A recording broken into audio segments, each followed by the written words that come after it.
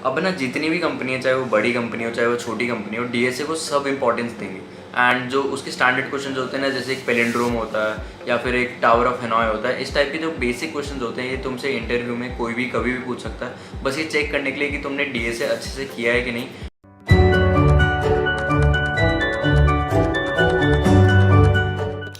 Hello guys, welcome back to a new video. और इस video में हम डिस्कस करने वाले कि कॉम्पिटिटिव प्रोग्रामिंग एंड जो तुम्हारा वेब डेवलपमेंट होता है, इन दोनों में से प्लेसमेंट के लिए क्या ज़्यादा इंपॉर्टेंट है, किस चीज़ पे तुम्हें ज़्यादा प्रैक्टिस करनी चाहिए, किस चीज़ पे ज़्यादा एफर्ट डालना चाहिए। अब एक चीज़ इससे पहले, ये दोनों चीज़ें करने से पहले एक डीएसए होता है, जो आई गेस तुम सबको पता ही होगा, डाटा स्ट्रक्चर्स एंड एल्गोरिथम। वो तुम्हें करना ही पड़ेगा यार, ये दोनों के लिए वो कंपलसरी है, क्योंकि वो एल्गोरिथम्स, प्रॉब्लम सॉल्विंग, जो बेसिक चीज़ें होती हैं, जो बेसिक छोटी छोटी चीज़ें होती हैं, इफ एल्स लूप्स वगैरह, वो सब तुम उससे ही सीखोगे। तो इसलिए डीएसए तो तुम्हें करना ज़रूरी है। तो ये एक मिनिमम चीज़ है कि तुम्हें पता हो कि डीएसए इन दोनों चीज़ों से पहले इंपॉर्टेंट है एंड उसके कुछ बेसिक्स तुम्हें क्लियर हों।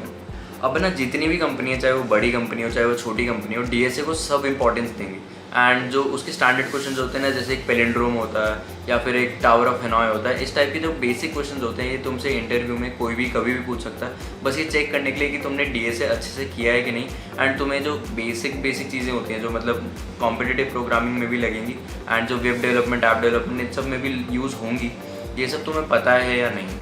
तो ना मेरी तरह तुम में से जिसको भी ये क्वेश्चन आता है ना कभी भी कि कॉम्पिटिटिव प्रोग्रामिंग को मैं आधा जो होता टाइम दूँ, अपना प्रैक्टिस उसकी आधा करूँ, या फिर वेब डेवलपमेंट करूँ, नए नए प्रोजेक्ट्स बनाऊँ और ऐप डेवलपमेंट में नई नई ऐप्स बनाऊँ, इन दोनों में से किस चीज़ पे ज़्यादा इंपॉर्टेंस देनी चाहिए प्लेसमेंट के लिए। मैं इस वीडियो में खाली प्लेसमेंट की बात करने वाला हूँ, क्योंकि एंड गोल सबका वही होता है मोस्टली लोगों का। तो इसमें खाली प्लेसमेंट की बात करूँगा। तो तुम में से जिसको भी ये क्वेश्चन है वो इस वीडियो में मैं क्लियर करने की ट्राई करूँगा। तो कॉम्पिटिटिव प्रोग्रामिंग का मतलब होता है कि तुमने डीएसए सीख लिया, अब तुम उसको यूज़ करके कॉन्टेस्ट दे रहे हो, जैसे कोडशेफ पे कॉन्टेस्ट होते हैं, या फिर मतलब उसके डिफिकल्ट क्वेश्चंस कर रहे हो, प्रॉब्लम सॉल्विंग एबिलिटीज़ जो तुम्हारी हैं उसको डेवलप कर रहे हो, उसको और पॉलिश कर रहे हो।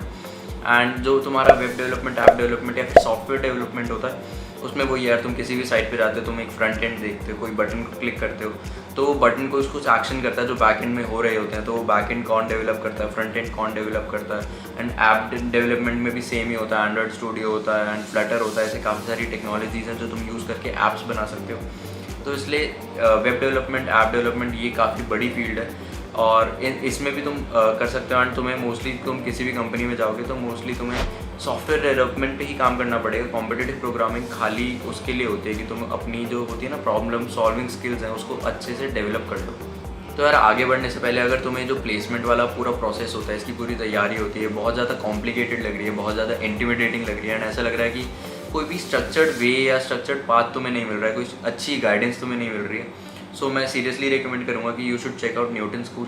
क्योंकि ये एक 6 मंथ्स की प्रॉपर गाइडेंस देंगे एंड 6 मंथ्स के ये कोई भी फीस नहीं ले रहे होंगे तुमसे। एंड इस पूरे 6 मंथ्स के प्रोसेस के बाद ये 5 लाख की मिनिमम जो सीटीसी होती है, जो जॉब होती है, वो तुम्हें ये गारंटी करेंगे। एंड 30 to 40 लाख की प्लेसमेंट लग रही होती है अगर इन 6 महीने में तुम्हें अच्छे से काम किया है एंड जो स्किल्स हैं वो अच्छे से गेन करी एंड कुछ नई नई चीज़ें सीखी हैं। तो इसलिए सीरियसली तुम न्यूटन स्कूल को जाके चेकआउट कर सकते हो, तुम उनको कॉन्टैक्ट कर सकते हो, वेबसाइट चेकआउट कर सकते हो। एंड यहाँ पे जो तुम्हारे मेंटर्स होंगे वो बहुत ज़्यादा बड़ी बड़ी कंपनीज़ में एसडी के रोल कर रहे हैं, वही रोल कर रहे हैं जो तुम एम कर रहे हो, तो वो तुम्हें प्रॉपर्ली गाइड कर पाएंगे कि वहाँ तक कैसे पहुँचना है, उन्होंने वहाँ तक पहुँचने में क्या क्या किया था, क्या क्या रिसोर्सेज यूज़ किए थे।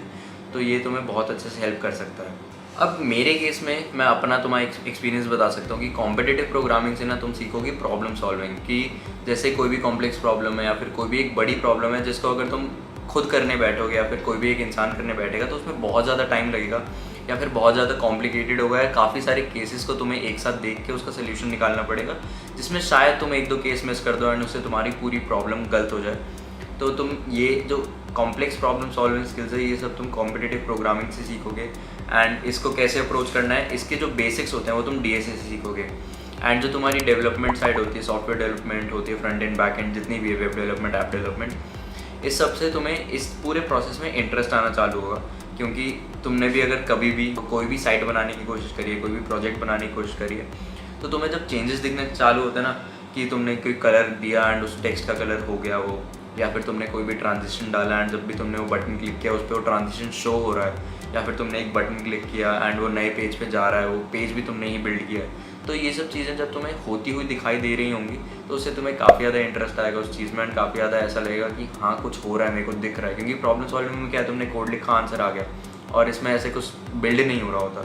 बट तुम जब डेवलपमेंट करोगे तो उससे तुम्हें काफ़ी ज़्यादा इंटरेस्ट आएगा कि हाँ ये बटन मैं यहाँ पे प्लेस करूँगा। मतलब उससे तुम्हारा ना जो क्रिएटिव साइड है उसको जब तुम कोडिंग के साथ ऐड करोगे तो तुम्हें एक प्रोडक्ट बनता हुआ दिख रहा होगा, इससे तुम्हें इंटरेस्ट डेवलप होगा इस चीज़ में। अब ना यार तुम कभी भी किसी भी कॉलेज का जो प्लेसमेंट डाटा होता है वो उठा के देख लो, 2 टाइप की कंपनी आ रही होंगी, वो तुम्हारे कॉलेज पर डिपेंड करता है, बट जनरली यही 2 टाइप की कंपनीज आती हैं। एक होती हैं बड़ी बड़ी MNCs, Google, Microsoft and Apple जैसी,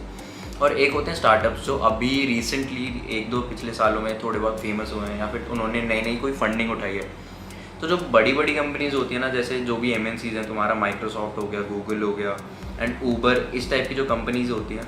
ये तुम्हारी प्रॉब्लम सॉल्विंग स्किल्स ही खाली जज करेंगी, एंड मोस्टली इसमें तुम्हें कॉम्पिटिटिव प्रोग्रामिंग और DSA के जो बेसिक्स होते हैं, जो थोड़े बहुत एडवांस जो उसके टॉपिक्स होते हैं, एडवांस जो उसके प्रॉब्लम्स होते हैं, वही काम आएंगे। क्योंकि इन कंपनीज़ के पास ना रिसोर्सेज होते हैं तुम्हें अच्छे से ट्रेन करने के लिए, एंड इनके पास टाइम भी होता है। मतलब इनके पास बहुत बड़ी बड़ी टीम्स होती हैं, तो इनको कोई ऐसी जल्दी नहीं है कि तुम्हें जाते ही कोई बड़ा काम संभालना है, कोई बड़ा टास्क संभालना है। तो इनके पास बहुत सारे रिसोर्सेज होते हैं, बहुत सारा टाइम होता है तुम्हें अच्छे से ट्रेन करने का। तो ये बस ये देखते हैं कि बेसिक जो प्रॉब्लम सॉल्विंग स्किल्स हैं वो तुम्हारे अंदर हैं कि नहीं, और अगर वो हैं तो तुम्हें वो ट्रेन कर सकते हैं, एंड जो भी उनका जो पर्टिकुलर काम है, स्पेसिफिक काम है, जो कंपनी के अंदर तुम्हें काम आने वाला है, वो तुम्हें वो सिखा सकते हैं, एंड तुम उसको सीख के आगे का काम जो भी है प्रोसीड कर सकते हो उसके साथ। एंड दूसरी साइड पे जो स्टार्टअप्स होते हैं उनको वो लोग चाहिए जिनको पहले से काम करना आता हो, जिनको पहले से एक्सपीरियंस हो, किसी प्रोजेक्ट पे उन्होंने काम किया हो और 3-4 प्रोजेक्ट कम से कम बना रखे हो। एंड इसमें प्रोजेक्ट्स इन काम करने का मतलब है कि इनको डेवलपमेंट आती हो। अगर कोई वेबसाइट है तो वो चाहेंगे कि तुम्हें उस वेबसाइट में चेंजेस अगर वो करने को बोल दें तो तुम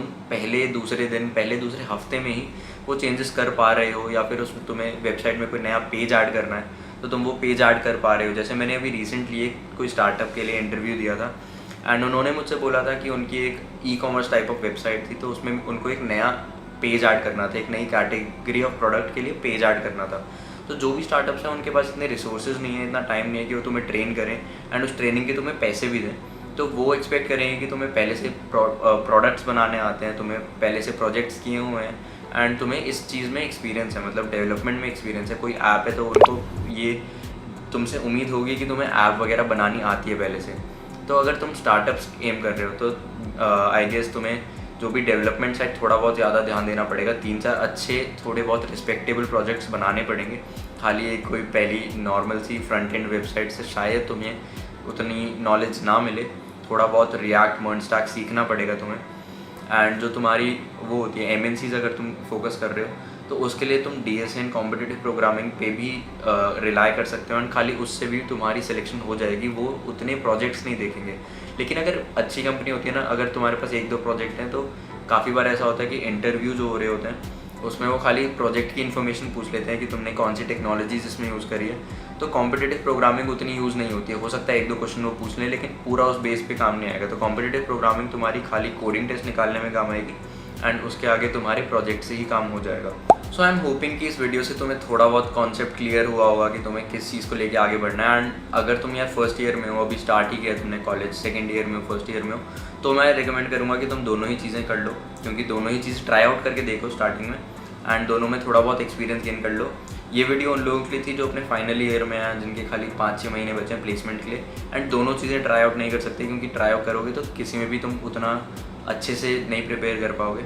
तो जो अपने फाइनल ईयर में उनके लिए वीडियो थी कि अगर तुम्हें स्टार्टअप्स एम करने हैं या फिर कोई छोटी कंपनी एम करनी है तो तुम वेब डेवलपमेंट एंड DSA तो मोस्ट इंपॉर्टेंट है, वो करना ही है, and web development, app development, इसमें 1-2 प्रोजेक्ट बना सकते हो। और अगर तुम बड़ी बड़ी MNCs को एम कर रहे हो तो कॉम्पिटिटिव प्रोग्रामिंग बहुत अच्छी कर लो, कोडशेफ पे कॉन्टेस्ट जो, और कॉन्टेस्ट देने से तुम्हें एक फ़ायदा और होगा कि तुम्हें उस जो टाइम बाउंड एनवायरनमेंट होता है, तो थोड़ा बहुत कॉम्पिटिटिव एनवायरनमेंट होता है, उसमें बैठ के तुम्हें क्वेश्चन सॉल्व करने की, दिमाग चलाने की आदत पड़ जाएगी, जो तुम्हें काफ़ी हेल्प करेगी। सो होप इस वीडियो से तुम्हें हेल्प हुई हो। अगर हुई है तो वीडियो को लाइक करना, चैनल को सब्सक्राइब करना, एंड मिलते हैं अगली वीडियो में। बाय।